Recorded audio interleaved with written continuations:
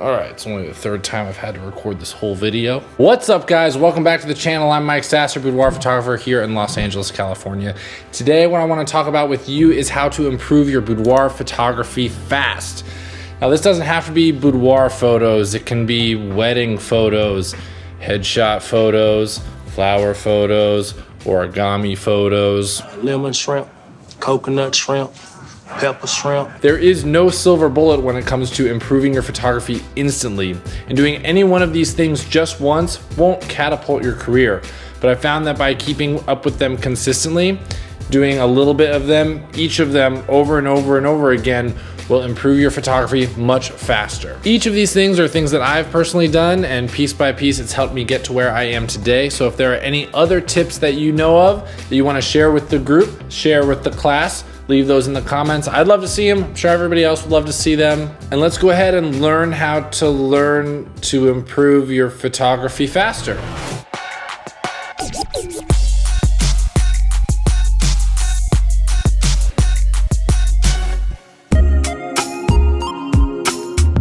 Tip number one is to shoot more. Shoot more, shoot more, shoot more. I cannot express this enough. I put this one in here because I think it's the most important one. I mean, however much you guys are shooting, chances are it's not enough, or at the very least, you could be doing more. I love the saying, your first 10,000 pictures are your worst, so which one are you on? I personally take about between 6,000 and 12,000 photos a month, depending on how many clients I have, how many YouTube videos I'm sharing with you guys, depending on if I'm doing creative shoots.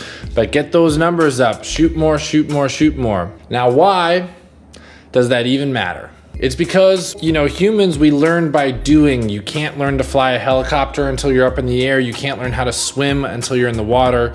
And you can't improve your photography until you start taking more pictures. But I don't have anyone to shoot. You're gonna have to ask friends and friends of friends and message people on Instagram, and you'll get a ton of people saying no. But once you get that one person that says yes, you're set. Also, I made a fun little video on how I found a lot of the models that I've used on this channel, so you can check that out for a little help. But the light isn't great in my place. Hey, this sounds like a perfect situation where you can shoot more and practice shooting in these lighting conditions to improve your photography. But I don't have a studio. You don't need a perfect studio space. Any bedroom or living room will do. Shoot at your friend's house, shoot at the model's place, shoot in a secluded outdoor area, rent a spot. Just stop the excuses and go out and shoot. Step 2. Watch a lot of YouTube videos. Now, there's a ton of free information out there. I personally have put out over 50 videos specifically on the boudoir genre. If you guys want to dig through those, there's a ton of good information out there. But I almost didn't put this one on the list because sometimes people can get wrapped up in this state, this cyclical state of learning. I have to watch another video before I can go shoot. I have to first learn lighting before I can go shoot. I have to first, whatever it is. Don't get stuck trying to learn everything before you start. You can't. So definitely watch as much as you can, learn as much as you can, absorb as much as you can, but don't get stuck in the cycle of learn before you try. Make sure that you're doing both. But I don't have YouTube. Okay, obviously you have YouTube because you're watching this video. Step 3, have a shot list. Write out a shot list before you set up your shoot. I learned this little tip from Julie Soccer. I have definitely done it with Pinterest, having Pinterest on my phone where I've got a list of photos that I've saved. A lot of people have done it with my app that's in my Boudoir Accelerator course that has 25 poses that I use for pretty much every shoot. But the benefit of having a shot list that's written out is that you're not trying to recreate another photo. You're really sort of using it as guidelines, and then whatever you see in the moment, whatever you feel in the moment, that is more what's going to come out. So it's a good little reminder to make sure that you don't over and over and over again shoot the same things or kind of get stuck or forget what it was you were trying to even shoot in the first place. I wrote it down, but I didn't remember to look at it. Cool, just set an alarm on your phone about every 10 to 15 minutes to remind you. That way you won't forget. Step 3, have some chocolate at your shoot because chocolate makes people happy and happy people make better photos. My next tip is to try new things and to be okay with them not working. Now, I am super guilty of picking something that I know that works and just sticking to it very consistently. However, lately I picked up that new GFX and the lenses that I'm using with it are all manual focus, which is really hard. It's way slower shooting. It only shoots 3 frames a second instead of 5 frames a second. It's got insane blackout, which makes it much more difficult to shoot. But I'm also creating some of my favorite pictures that I've ever taken on this camera. And without taking a little bit of a risk and trying a new method of shooting, I would have never created the images that I have. I also only show my clients about 10% of the pictures that I take. So that means that 90% of my pictures can be total trash and they never know. This is your time to take some risks and try some new things and see if it works. Worst case scenario, it's absolutely terrible and you know not to shoot it again. Best case scenario, there's some of your favorite pictures ever. But the likely case scenario is just that whatever you shot, you'll see in a new way and it'll get you closer to the kinds of pictures you really want to be taking. All right, the next tip, and I love this one, is to share more. Put yourself out there. I know it can be really scary, but the more you share, the faster you'll grow. Put your pictures in the Facebook groups. This is a really great chance for you guys to get some feedback on your photos. It's a great chance for you to ask some questions that you may not know the answers to, and also hear from photographers who are either in the same position as you or are much further along in their business than you. Also, the more work you share, the more likely somebody's going to see that work and then want to work with you. But I don't have any pictures to share. Just rewind this and go back and listen to the first tip. But I'm not in any Facebook groups. Just go to Facebook, type in photography and the genre that you want to do, and I promise you there will be tons and tons and tons of Facebook groups for you to join and start sharing. Next, we have to find inspiration. When I was learning photography, I would wake up every morning and scroll through the website Flickr. Do you guys remember the website Flickr? No? Did I really just date myself? Basically, I would scroll through these pictures that people posted and I would search for the things in them that I liked and search for the things in them that I didn't like. Maybe I liked the lighting on this one, but I hated the posing on this one. Maybe I liked the location on this one, but I hated the outfit on that one. Where most people make their mistake in this is they search for that inspiration and then they try and imitate it, truly replicate that photo. What you're gonna wanna do is try and pick something from that photo that you really like. Is it the lighting? Is it the pose?